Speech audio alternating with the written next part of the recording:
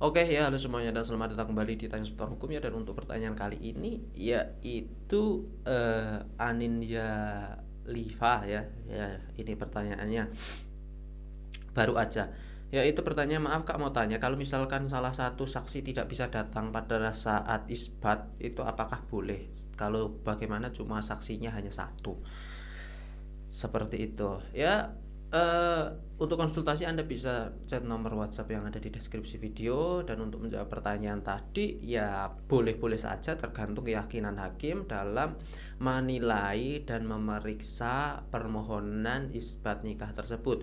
Jadi saksi satu atau dua atau tiga atau empat atau 10 itu boleh-boleh saja ya, tergantung keyakinan majelis hakim, keyakinan para hakim ketika menilai memeriksa dalam agenda pemeriksaan tersebut ya. Jadi misalnya dalam perkara isbat nikah, atau misalnya dalam perkara gugatan, atau misalnya dalam perkara wan prestasi di pengadilan negeri atau apapun.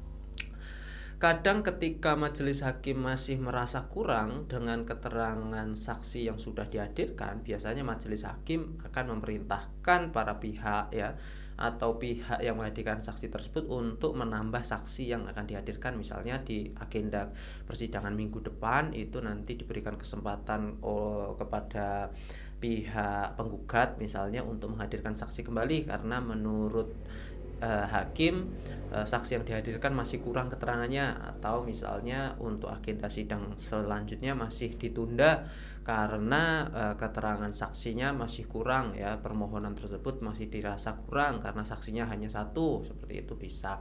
Jadi tidak terbatas kalau saksinya satu pasti ditolak, itu enggak. Jadi tergantung keyakinan hakim dalam memutus perkara tersebut. Jika majelis hakim hanya dengan satu saksi dan alat bukti suratnya sudah dirasa cukup dan yakin ya, apalagi dalam perkara isbat nikah, ya bisa saja diputus akan dikabulkan permohonan tersebut ya. Jadi tidak harus saksinya dua atau tiga atau empat, dan tidak harus terbatas dua saksi seperti itu. Biasanya kan saksi harus dua gitu, enggak.